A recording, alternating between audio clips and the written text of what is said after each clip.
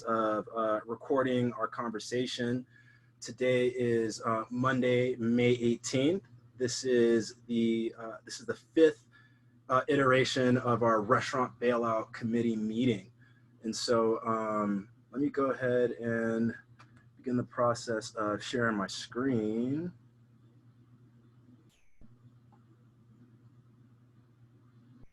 Awesome. Can everyone see the presentation on your desktop? Awesome. All right, great. So per usual, let's use this to guide our conversation today. I'm trying to get out of the habit of just talking at people. So, please, if you have a question, unmute yourself and let me know, send a chat in the message just to, kind of catch my attention, wave, something like that, just so I know to take a second to pause. I might, give you a placeholder and say, hey, we're coming to that. Or, if I might take the time to, just kind of hop in, but it's just really important that this conversation is interactive, right? We don't have the luxury of being together, so please, if something doesn't make sense or you'd like me to elaborate, go ahead and do that. Let's go ahead and get started. And before we do, I just want to make sure that no one else is trying to get in. Okay. All right. So we might have some last minute stragglers, and I'll do my best to let them in. Awesome. Okay. And Terrence Mayfield, are you on the line? I thought I saw you call in. Yes, I'm on the line. Awesome. Thank you, Terrence. Guys, before we get started, I want to just go ahead and hop into a couple of interesting facts as a result of, some of our activity and some of the research that we did last week. So, before I hop into, some of the more foundational stuff in terms of who the Restaurant Bailout Committee is, I figured that, a really great way for us to get started just to talk about one of the interesting things that came up last week as a result of our conversations. And so, I'm just kind of wondering, who here has ever heard of a 1,000-year business plan? Like anyone? Has anyone ever heard of someone writing a business plan that lasts 1,000 years or longer? I have not. No? Yeah, me either. That's like really wild, right? Definitely not Trump.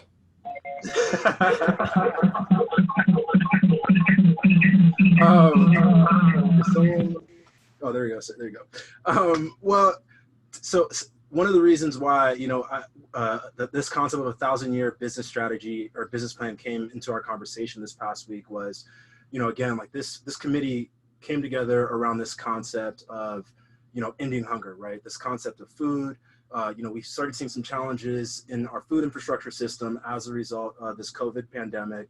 And so, we just kind of realized that this problem of hunger has taken us a long time to, kind of realize like some of it took us a long time to get to where we are, right?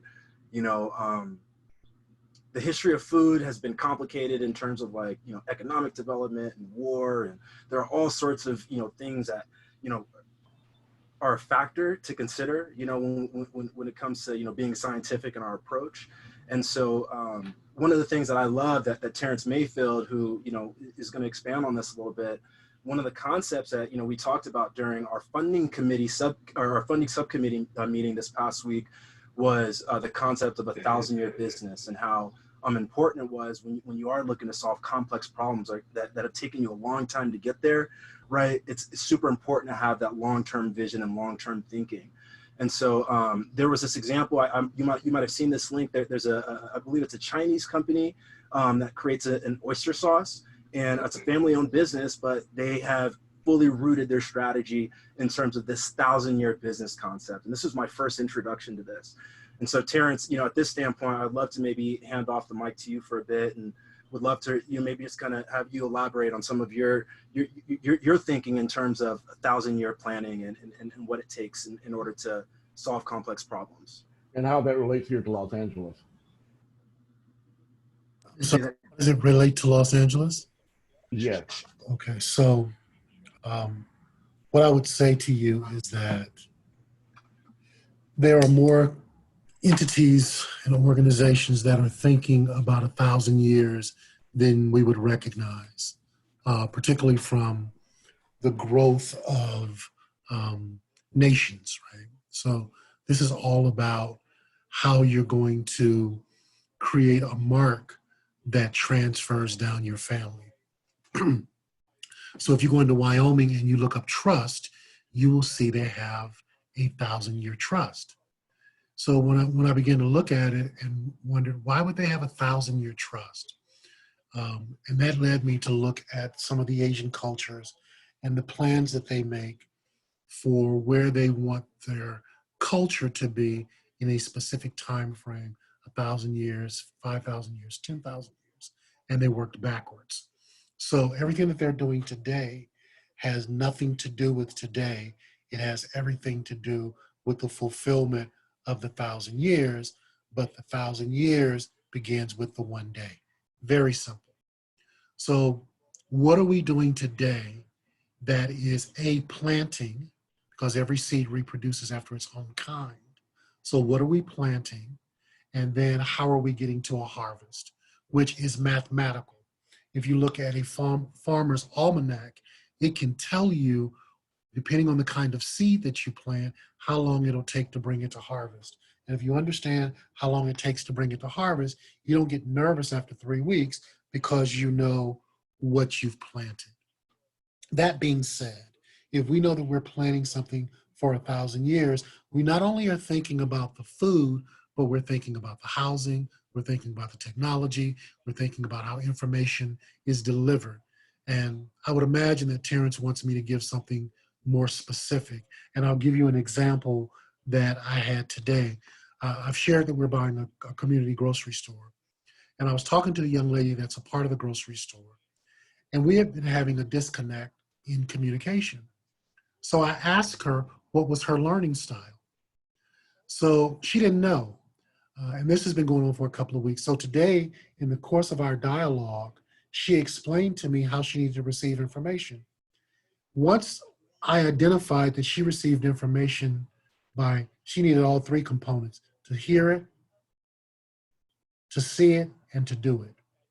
Once we understood that, she began to talk about how her grandmother couldn't learn in school unless she was shown a picture and got to do it, and how her daughter, which is the next generation, functions the same way. Why is that important?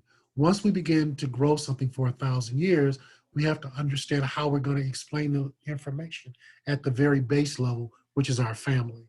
How do we help them understand their value in what they are growing in such a way that we are getting the information delivered so that it's easy for them to process? So when you deal with growing something for 1,000 years, you've created a community of like-minded people with like-minded objectives. We normally don't think about this in clusters of people, but cities are designed to have clusters of people live in specific places and do specific types of work and produce specific types of outcomes. So poor people typically live in a cluster, and they typically manage their resources a particular type of way. So the system limits their expansion by having them have certain experiences in that environment. We are saying that we are able to determine what experience we're going to have, because today we're working on creating a community that from 1,000 years from now will produce this viability. It sounds like a lot because we're not going to live to be 1,000 years old, but we're teaching it at each level so that each generation that's next knows what its component is to carry the can down the road. So when Terrence talks about food growth, how are we going to produce food 10 years from now? And if we look at the technology and how food, because they're already talking about it, how it's going to be produced 10 years from now, there's also a group talking about how it's going to be produced 10 years from then. So if you keep on going, 10 iterations of that is 1,000, is 100. 10 iterations of 100 is 1,000. So it's really a step-by-step process, but it's being actively involved with the moment, in the moment, to understand that the moment is relevant to getting you to each benchmark along the way, which is really just 10 years. So when you look at this, you really are talking about a 10-year plan 100 times. That's all it is.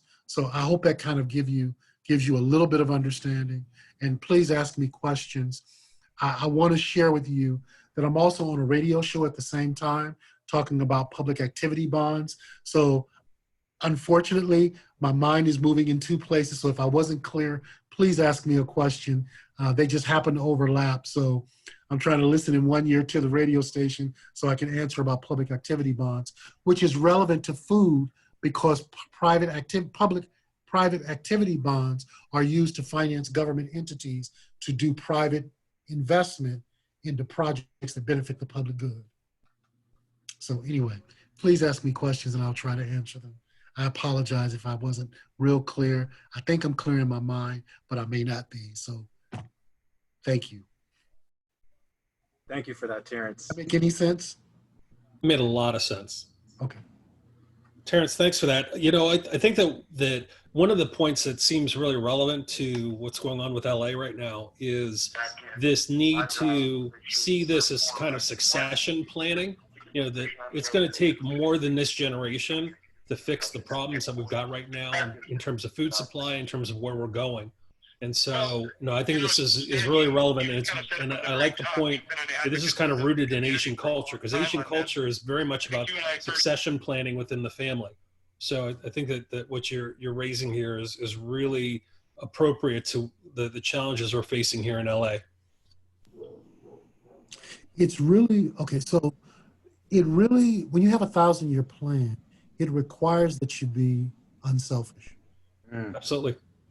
It means that whatever information that you get, you're going to use it as a pass-through. I hope that makes sense to you. Yep. I don't hold anything because it's family, and man, it's going to sound hokey, but it really comes down to a simple thing. It's called love, right? Because I love my family, I'll share everything I have. Community is supposed to be an extension of family. If you look at the first tenet of love is patience, right? So love is patient, right? Then love is kind. So if we're going to be patient, patient means to wait without complaining. So if I know that I don't have to hit my goal for 1,000 years and I'm in year one, I'm not going to stress out about it because I'm only in year one. I hope that makes sense. Mm-hmm. It does. If we want to take control of the community, whether it's Los Angeles, just pick a community, and they're only thinking about a 100-year plan, and we're thinking about a 1,000-year plan. We're going to take their 100-year plan and build off of that by compounding. Compounded interest is not just financing. It's also planting a seed. Seeds compound in their growth. So whatever we plant, we produce a harvest. So I want to plant, not only do I want to plant for my family, but I also want to plant for my neighbor, which means I have to get to know my neighbor and not be afraid of him or her for whatever their reason is that we're afraid of people, because the media tells us you can't trust this person, you can't trust that person. Well, if that person has tomatoes and you have mushrooms and you don't trust them, both of you are lacking, right? So it tricks us into not being a benefit to people that we can be a benefit for. So it demands that we become selfless. Wow. I hope that makes sense. It does. Thank you, Terrence. And I think there were a couple keywords that I'd love to extract. I mean, you said some beautiful things, like obviously love is huge. You know, it's just remembering that, you know, again, like we are trying to solve problems, not just things that are bugging us, but problems that are like, you know, really hurting other people, right? And I love that that's where this community or this committee at least has been focusing most of our efforts, right? Is, you know, like learning how by supporting each other, we're actually supporting ourselves, which is, you know, ultimately what we're looking to achieve, I believe. You know, just getting us back on track and focus back on the presentation that we went through. Thank you again, Terrence, for that explanation of a 1,000-year business plan and what's required. You know, another one of the keywords that, you know, I wanted to kind of pull out, and something that I've been exploring this past week, was just in terms of like message dissemination and what it takes to communicate these complex ideas, right? You know, so if we're talking about a marketing communication strategy that then, you know, coincides with that 1,000-year business plan, it's, you know, identifying like, you know, themes, keywords, like key phrases, like the copy, the love language really that we're going to use in order to, you know, raise awareness around the issue. You know, one of my favorite examples of this, like I'm a content king. I love content. I love good stories, and you know, I love rewatching the same stories over and over again. You know, I think that there's something to be said about reading Harry Potter 10 times and learning something different, right? Or watching The Wire over and over again, which is my example in this case. So I'd encourage you guys this week, if you haven't watched The Wire before, please take a minute and check it out. It's this really powerful story about the inner workings of the city of Baltimore and how complicated running a city is, a major metropolitan area, specifically, you know, against the backdrop of, you know, socioeconomic inequality.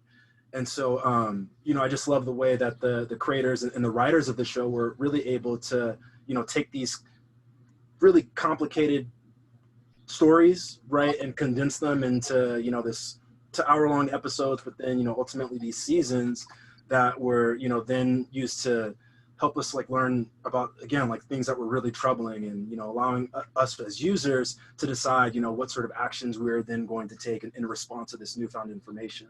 So as we're, you know, disseminating this message of, hey, our restaurant bailout community wants to solve this problem of hunger, I just want us to consider, like, there are a whole bunch of really smart people working on this. This is a very complicated problem. It's not easy. It's going to take us a lot of time and a lot of elbow grease, right, in order to tell this story. But if we do it in the right way, I think that is, you know, another key word that Terrence used was the seed word, which is also a word that came up during our product meeting this past week, or our product subcommittee meeting this past weekend, and also a theme word that Food Tribe has focused on, you know, over the past 2 years, right? So planting a seed is something that I really want us to focus on this week. In terms of some of these other interesting facts, I'd love for, you guys should already have access to this deck, but please, you know, click on some of these links and be inspired by what I'm being inspired by. Let's learn about, you know, what's happening, again, to Terrence's point, in subsequent industries that might have more in common with us than we'd actually believe or might actually know, and learn how they're approaching this COVID situation, right? And I believe that that's where, you know, true collaboration happens, and that's where, you know, creative problem solving can really happen. That being said, this is we're a little bit behind in terms of our itinerary today. But, you know, I did want to, you know, just kind of make sure that I had dedicated an hour to today's meeting. So, you know, I do want to keep us on track. You know, we mostly introduced everyone. I think everyone knows why we're here. Terrence did a really great job of, you know, helping us to understand this long-term vision. Another conversation I had this week, Nancy, were you able to, yes, you are on the line. I see your beautiful face. Hello, Nancy. Nancy is another committee member. I was actually introduced to her by committee member Andrew. Thank you for that, Andrew. Nancy, you might be a little bit late, but do you mind taking a couple minutes to maybe introduce yourself and fill in some gaps on what you're doing and how that's related to storytelling? Hi, everybody. My name is Nancy. I'm a resident in Toronto. I'm from Cameroon. I have a website called The African Experience. And I created this website because I moved to Toronto 5 years ago, and I couldn't find culturally relevant books by African authors. So I created The African Experience to be able to read books by other African authors, and to provide like a library for the African diaspora, or people who wanted to learn about Africa, not by what the media usually portrays, but what actually happens on ground, and just to build bridges between North America, the rest of the world, and the global Black family, and those who want to learn more about Africa. So it's against that backdrop that I created the African Experience, just for people to learn more about Africa in a different light. So I met Andrew, and Andrew connected me to Terrence, and we had a good conversation, and he told me about this. And I was like, why? The world is a small village. It's always good to maybe just contribute and see how I can be part of the solution. Thank you for that, Nancy. And in addition, Nancy's sister is actually a restaurant owner, and we had a great conversation today about, you know, some of the things that we're talking about.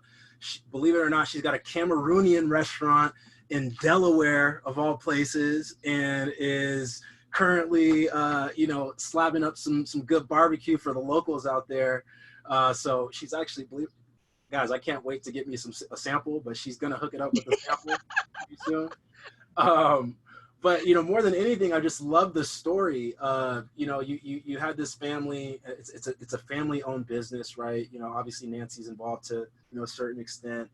But these are really like the people that we are looking to serve, or some of the people that we're looking to serve, at least to activate, as a result of some of the efforts that we're doing today, right? And as part of our conversation, again, we're talking about like this problem of like telling this complex story and making sure that it sticks with people, right? Well, part of my hypothesis, and I believe some of our hypothesis as technologists, is that we understand how powerful content is, right, in order to support storytelling, right? So just Nancy and I had a great conversation on storytelling, specifically regarding authors, right, and helping them to get their word out, but business professionals, and helping them to understand their passions and why other people should be excited about what they're working on. So Nancy, maybe just as a continuation, as maybe an end cap, can you maybe talk to us a little bit about specifically, like I heard you talk a little bit about like the African diaspora, but what is it about those stories? Or why are you so interested in telling those stories to people? Maybe you can elaborate that for us. Okay, I think these stories are important to tell because we have a growing group of immigrants, African immigrants, who are moving to North America, and I think culture is something very important. Like you have company culture, cultural culture. Culture is part of like our identity, is who makes us what we are. And culture influences many things. It influences food, it influences fashion, it influences architect, it influences our buying trends. So for me, when I came and I noticed that I couldn't find those culturally relevant books, like I said, there's nothing wrong with an African learning about Harry Potter, but I also think that they should also learn about their culture, and also for the Americans to also learn about the stories from Africa. Like when you watch Hollywood movies, we watch a lot of American movies, and it's like what happened like with Black Panther again. We saw the reaction and how people were able to appreciate the difference in culture. I remember watching Crazy Rich Asians and watching a love story from a different culture. So for me, I just want to bring those different cultures because we have seen the advantages of diversity. When you bring diversity to the table, things are better. And I also noticed North America is also trying to improve their trade with Africa. If you don't understand the culture of the people, it makes it difficult. You go there, you want to do things your own way, it wouldn't work. You need to understand the culture of the people, the socioeconomic things, what makes them tick, what can you sell. It's not everything you can go and sell somewhere, but if you don't understand the culture and the people, then you can't even go to trade with them or interact with them. So for me, it's a way of building bridges, because once you know the stories, then the trade flows, the content flows, film, animation, so many other things can spring up from storytelling. Spot on. Couldn't have said any better. Thank you for that, Nancy, and thank you for agreeing to support this committee and some of the work that we're doing. Guys, let's just go ahead and keep us going. I want to go ahead and get you guys out of here. So I want to hop into this presentation. Again, for if anyone has joined late or there's any confusion, we're really just a group of people, a group of passionate eaters. It feels like technologists, people that care about our planet, care about people, who have noticed some disparity in terms of economic opportunity. So we decided to come together through June 10th of this year, in order to just put our collective brains, resources, efforts in order to put together potential solutions in terms of ways to protect the community members, the culture that is so represented, excuse me, in our food infrastructure system.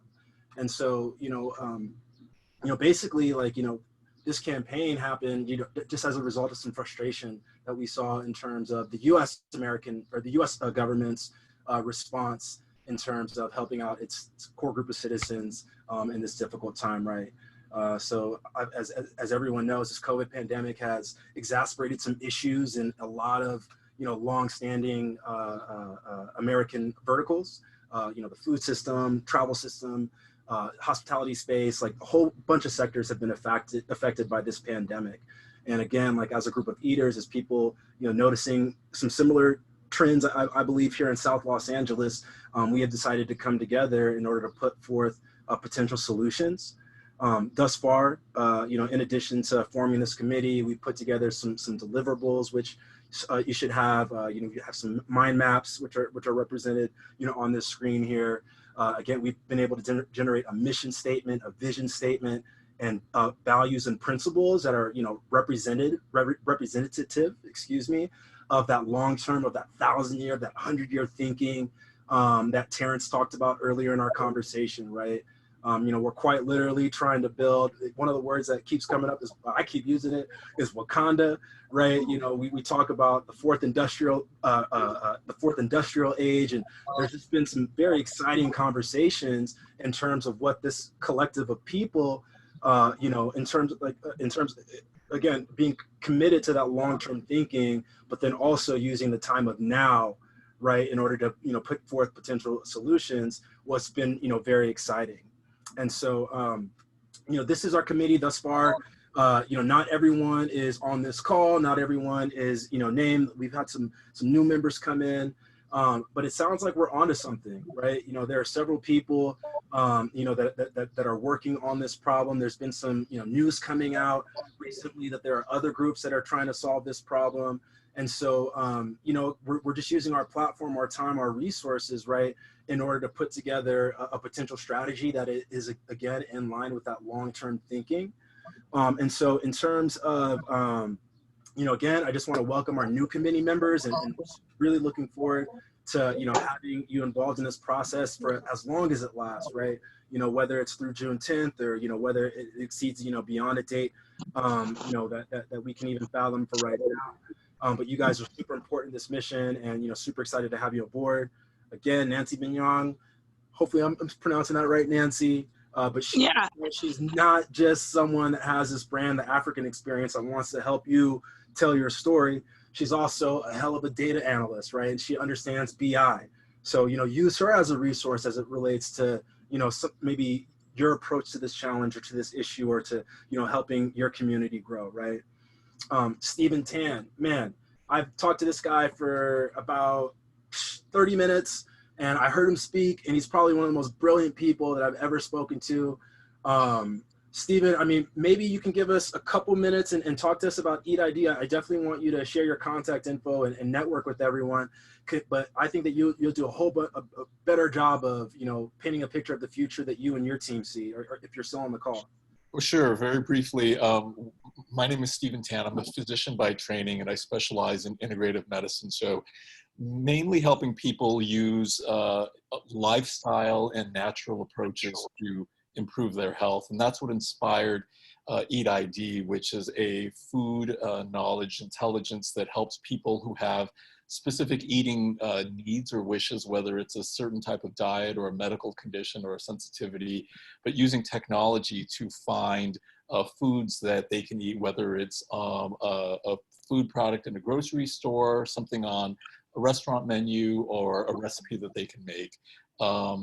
So yeah, Terrence and I met at a food tech meeting, and intrigued by his work at Food Tribe, which is sort of that same thing where one challenge that I think the everyday person is dealing with is we're all getting more specific about how we eat. This trend towards personalized eating is now, I think the latest statistic is 2 in 3 people around the world now maintain at least one food restriction. And so it's hard, and they're not all the same restrictions. So as a society where food really unifies us, the challenge is how can we stay cohesive when each of us is having a different preference. So that was the inspiration for Eat ID, and we help other companies kind of build experiences that personalize food content to people. And I'm intrigued by and impressed really by the ambition of what Terrence has set out to do. So if there is something that someone on the committee thinks a technology or my brain can kind of help with that, I'm certainly happy to lend my expertise. Thank you. Yeah, you rock, dude. Welcome. Thanks, You. Stephen. And just real quick, let's just go ahead and put the shine all back on you guys. You know, I'm just, man, I can't begin to tell you how like happy it just makes me that you guys are coming and hanging out and you're talking and we're meeting and we're doing stuff, right? So, you know, again, like I would just want us to keep the people that we're looking to help and looking to serve at the forefront of all of our conversations. I believe that we are all just vehicles, right? And this energy that we're creating, I believe that that really is like the infrastructure, like we're creating nodes and clusters and doing like this really exciting stuff. So, you know, just coming from a place of like humility, like just thank you for continuing to join and, you know, for seeing the future that I see, you know.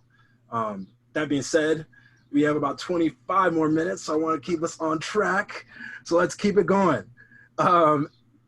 Elle is Nancy's sister. This is her company, Any's Delight. I think she's putting the kids down, so we'll have her on the next call. But, you know, very excited to have her and her perspective as a small business owner, right? Someone whose story is worth telling and whose food story we really want to tell. So super excited to, you know, have her perspective within our committee. Another introduction. So Zanetta Smith is another committee member. She and her organization, Color Society, are handling project management. She put me in touch with with Vincent, who is an incredible designer, a visual designer, user experience designer.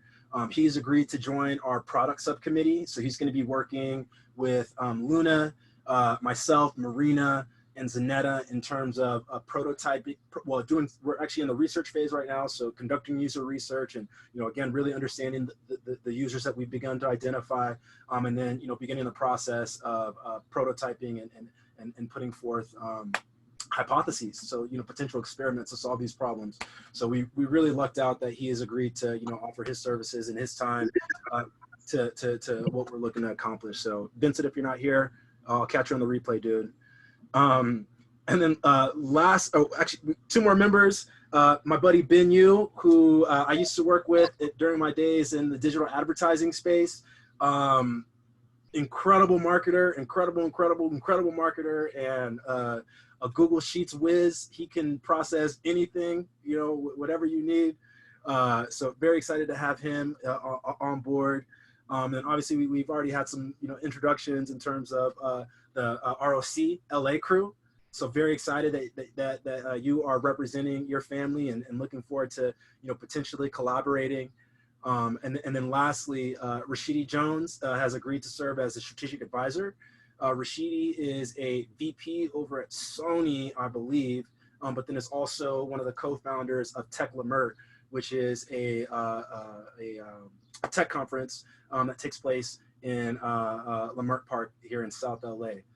So very excited and grateful for the new faces. And if you haven't been able to catch them, or if you want an intro or whatever that is, please let me know.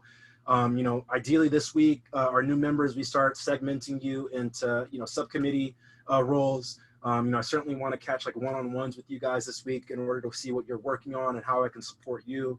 If there's anyone on this chain that, you know, again, you want an intro to, or, you know, you feel like someone can support you and your work, just let me know. And like that's really the spirit of what we're doing here, right? That being said, one of the big deliverables that we were able to knock out this week is our restaurant bailout committee packet, which will serve, I'm believing, as one of our first pieces of content, just to let the world know what we're doing and what we're working on. But this guide here is about 50 pages worth of data, right? It's a comprehensive list of committee members, our vision, what we're looking to accomplish, some of the research that we've been able to compile, links, some stats, like all sorts of stuff, right? So I want you guys to get, you know, very familiar with this, you know, because iterations of this will then begin to serve as, you know, marketing materials, you know, website material, or website copy and graphics, you know, potential pitch decks, et cetera, right? If you haven't received a copy of this, please let me know, and I will be sure that you get a link. In terms of, what our activity was last week, definitely take a look at this slide, but I will, just highlight a couple of things. Again, we had our subcommittee meetings. So we had, we had our funding subcommittee meeting. We had our product subcommittee meeting, and Nina and I had an opportunity to touch base. She and I are doing a volunteer experience this upcoming Friday with another food tech organization called Every Table. So hopefully, we'll have some momentum in terms of like our marketing activities over the next few weeks. In terms of some other movement that we had last week, Andrew, thank you, was able to go ahead and buy the domain, the URL, restaurantbailout.co. So, excuse me, I'm very excited. Is that you, Nancy? No? Oh, sorry, I was getting some feedback somewhere. Sorry about that. Where was I? In terms of, so in terms of deliverables, excuse me, so we had the member packets, and then Andrew was able to purchase the RestaurantBailout.com domain. The product committee also set some goals in terms of, what we would like to see. So immediately after June 10th, when this committee decides to disband or continue to move on, what on June 10th, we'd like to have a point of view, which in this instance is going to serve as a PDF document which is a recommendation based on the research that we've been able to conduct, potentially a pitch deck, and then a recommendation on a prototype. And so we've agreed to the June 10th goal to have our deliverable, and then 90 days after that, September 10th, to have, a prototype out into the market. So very excited about that progress, and we'll touch base with funding and marketing subcommittee members this week. In terms of our activity this week, the funding committee is focused on going through potential business models as well as potential funding opportunities. We are going to need to put together a budget based off of some of the movement that we've had in the product committee this past week. So more on that during our meeting on Tuesday. The product team is working on research this week using a few tactics outlined in the new member packet. So we'll be incorporating empathy maps, interviews, ideal customer profiles, some market sizing tactics to begin the process of interpreting that data by that June 10th deadline. Most of our subcommittee meetings have been scheduled for this week. If you would like a one-on-one with me or anyone else in this committee, please schedule that before this week expires on Saturday. And then ideally, we'll have some deliverables to you guys by the end of this week, hopefully in the form of a research report as conducted by the product committee, knock on wood, as well as some memorandums, some MOUs. I would like to get some MOUs and NDAs that are outstanding for anyone. Does anybody have any questions so far? I know I'm going through a lot. I'd like to take a minute to pause, take a sip of coffee, and see if anyone has any questions. Terrence, one basic question. What happens after June 10th? Do you expect that these individual groups are going to continue to spawn off activity, or what happens on June 10th? Nona, are you still on the line? I am. Can I tag you in? Yeah, I don't know if I'll be able to actually answer that, but I believe all the effort we're putting in doing all this research and starting to create a prototype is that by June 10th, when we are presenting that, we will be inspiring enough people in order for them to invest in this experience we're aiming to create. And for the next 90 days, hopefully we will have the investment necessary for us to actually have something concrete, not only concrete, actually happening and solving a problem that is happening, emerging right now faster than ever, which is hungry people, the restaurant issue, and finding a way to connect all these dots also with farmers. So for now, we are understanding what are our stakeholders and creating a prototype of this experience. And hopefully by June 10th, we will have an MVP. So So June 10th is the end of phase 1. Yeah, I would say, yeah, if you can say that. Yeah. Me being phase 2, the phase when we are actually putting the prototype into action. Right. We're in MVP mode right now. There we go. Yeah. MVP building mode. Exactly. Okay. Yeah. Rapid prototype. Mm-hmm. Terrence? Yep, Andrew. Yeah, everyone, thank you so much for allowing me to be part of this team. What I would recommend in the first place, when I earlier asked Terrence to be place specific about Los Angeles, the intent was for us to understand that what we're actually doing has a major impact on the city sustainability plan and also the county sustainability plan. So I think it's very important that we kind of blend that into what we're doing. That also helps us with future funding, because if the existing institutions can see the value of what we're doing, then that will give us more options for income streams. In terms of our commitment with these committees, I would recommend Terrence, actually Nancy, who I brought to the table because, well, for a lot of reasons, but because of her analytical skills. It might be a very simple thing for us to identify the hours that we spend in these weekly meetings and in our subcommittee meetings, and then assign a value to the time. Here in Los Angeles in 2009, $109,000 was projected to be the living wage. So ideally, something like $60 per hour is somewhat reasonable for an investment. I'm suggesting that every second that we take doing this collectively adds our equity into the project. So I think it's very important that we take time to add that into our consideration. On a global scale, I'm suggesting that what we're doing actually impacts the sustainability development goals that the whole world is pushed on, and particularly number 2, which is ending hunger. So there is something called the Zero Hunger Challenge. Many of the things that we're doing also impact and overlay those activities. So I'm just suggesting that we be cognizant of how important what we're doing here is. Finally, along Vermont Avenue, there's being built a $1 billion narrative museum by George Lucas and his family. So storytelling is so integral and important to the fabric of Los Angeles.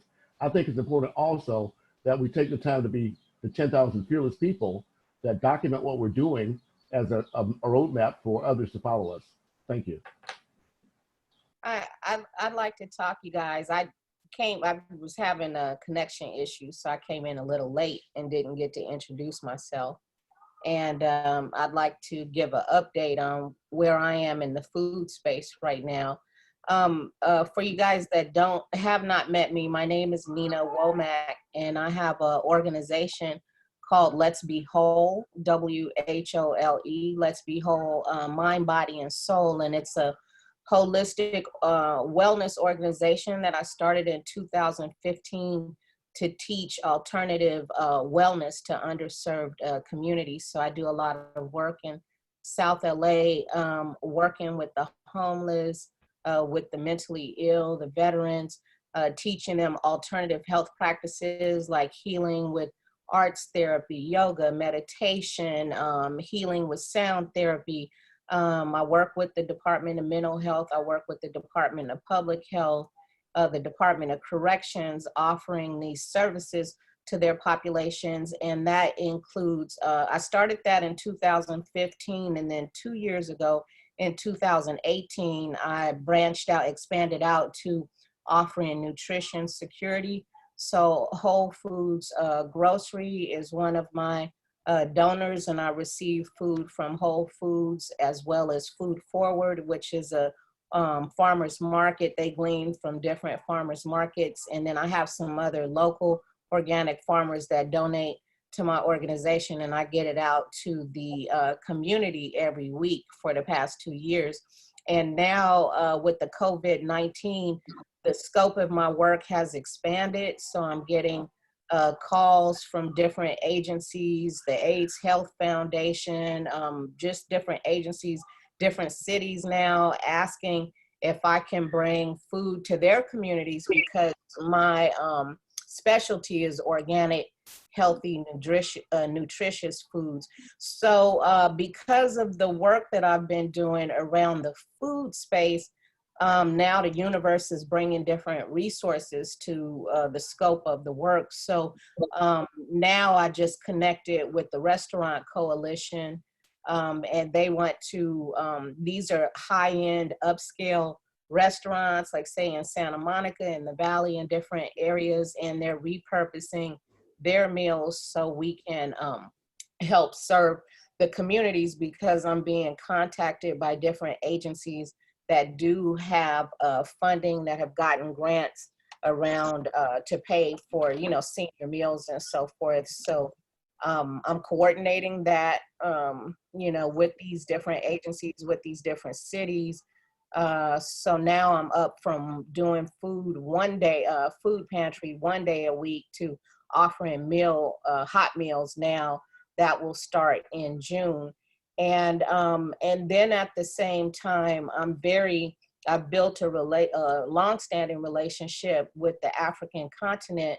So I'm currently working with African farmers in the Congo, in about 12 different countries: Congo, Ghana, Sierra Leone, Ivory Coast, Nigeria, East Africa, South Sudan, to collaborate and come together collectively to offer agricultural goods. So I'm also was appointed last month, 2 new developments. I was appointed as member of parliament for a sovereign governmental organization called State of the African Diaspora.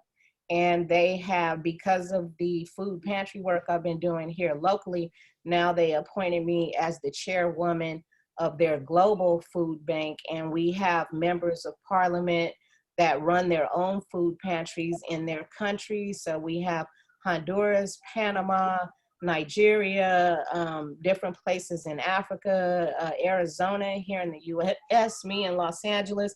And so now I'm organizing and researching food security at a global scale, what resources are there to help these African communities. At the same time, I'm in conversations and coordinating with local African farmers on growing agriculture for their respective countries. And also another new development is I was recently appointed as chairwoman of the National Women in Agriculture's Association. And that organization was founded in 2008. And so we have about 25,000 women farmers, and I'm the chairwoman of the California chapter.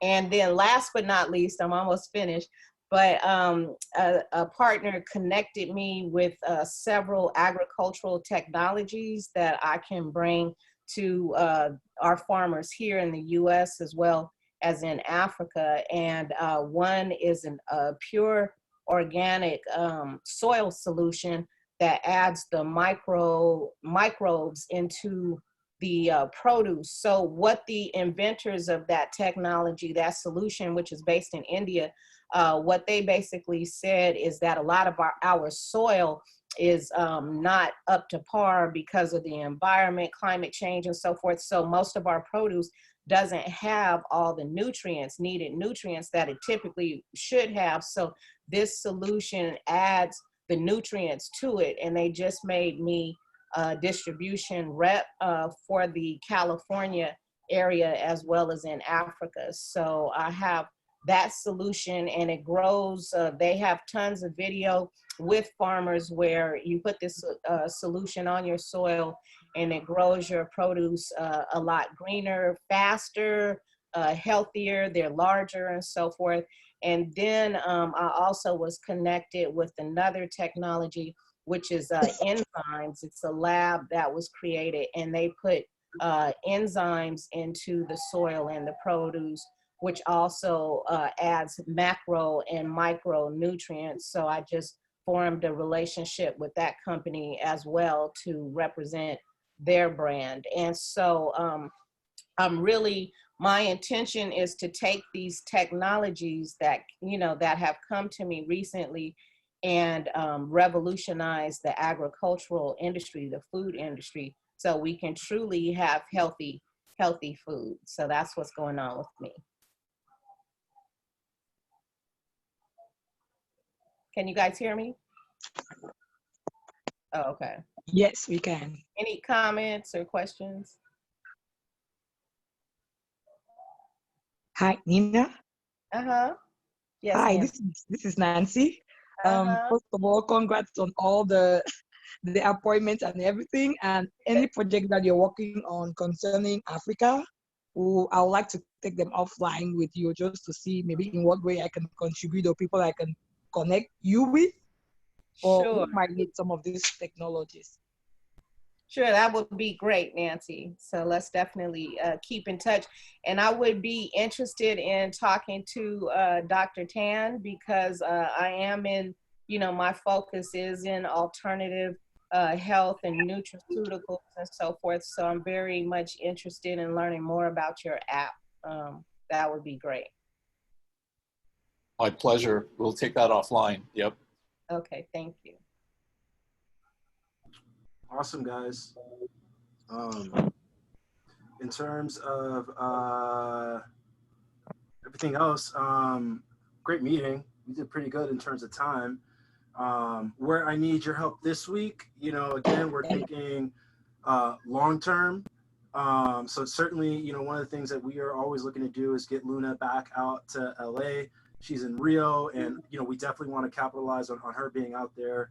But one of the things that we are looking to do is to get her out to LA so we can start collaborating in person.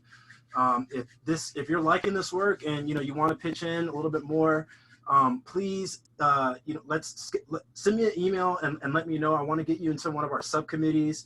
Right now, again, like our subcommittees, most of them are getting their second meeting this week. So I certainly want to get you, into one of those meetings before then. And I think that there might be, I think that it sounds like there might be a little bit of like an agribusiness kind of component. So I'd have to figure out how you want to do that. But, I certainly think that, if you have a recommendation on a subcommittee that you would like to lead or some effort, a specific initiative that you'd like to lead within this, let me know. But let's take these like, really big concepts and then start narrowing them in, like by division, by committee, right? So we can, start putting together, hopefully a product concept and, ideally start, finding some funding. I would like to just ask something before you wrap up, Terrence. Sure. If any of you have cases or articles, whatever it is for me to be studying, because we are in research phase.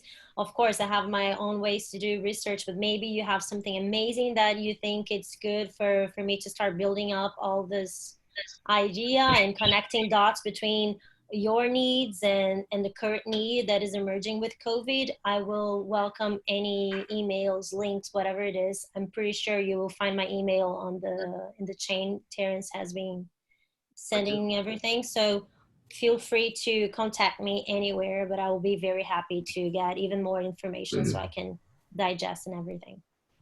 One digression, Terry.